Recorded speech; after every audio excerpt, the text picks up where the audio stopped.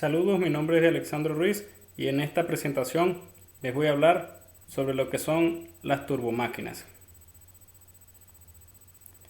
Bien, las turbomáquinas o turbinas son motores rotativos que convierten en energía mecánica la energía de una corriente de agua, vapor de agua o gas.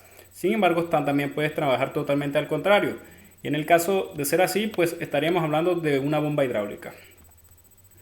Las turbinas se componen básicamente de un rodete con álabes y de un árbol o eje. Eso constituyen las partes rotativas de la turbina. Y por las partes estáticas nos encontramos con las entradas y salidas, es decir, los conductos por donde circula el fluido. Nos encontramos también con los álabes directores en el caso de ser alguna turbina de turbofan o ciclo Brayton. O nos encontramos también con los cojinetes, es decir, los rodamientos que evitan la fricción y el desgaste a la hora de rodar, y los sellos que evitan la entrada o salida del fluido al sistema interno de la turbina. Cuando las turbinas trabajan con líquidos, es decir, fluido en estado líquido, decimos que son turbinas hidráulicas. Pero cuando trabajan con gases de combustión o gases de vapor, decimos que son turbinas de vapor o turbinas térmicas. Otra forma de clasificar las turbinas hidráulicas es de acuerdo a si son generadoras de movimiento o si son motoras para generar electricidad. Si son generadoras de movimiento, pues estaríamos hablando de bombas, ventiladores y compresores. Mientras que si son motoras para generar electricidad, son turbinas Kaplan, Pelton o Francis. También podemos clasificar las turbinas de acuerdo a cómo el fluido pasa por el rodete. Si es de forma axial, es como aparece en la siguiente manera, como trabajan los ventiladores, de esa forma.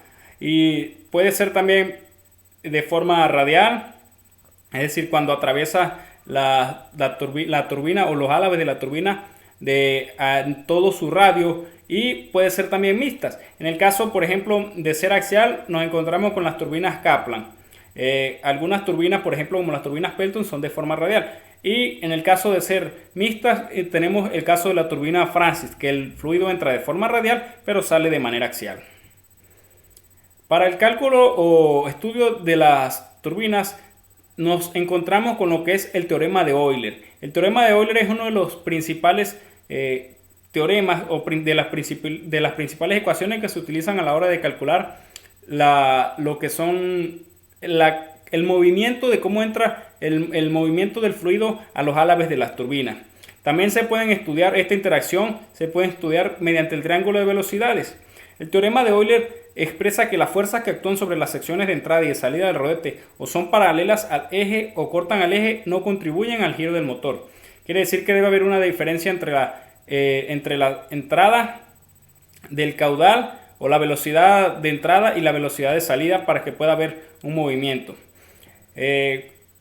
También el teorema expresa que al circular el fluido entre los álabes del rodete, pues varía la cantidad del movimiento, provocando una fuerza sobre la turbina o sobre dichos álabes. Y esta fuerza que se crea acá, pues es la que realiza el trabajo de mover el rodete. Y en eso pues ocurre lo que se conoce como transformación de la energía. De energía del flujo pasa a ser a energía mecánica dentro de la máquina, o si es una bomba, pues sería al contrario, energía mecánica para mover el fluido.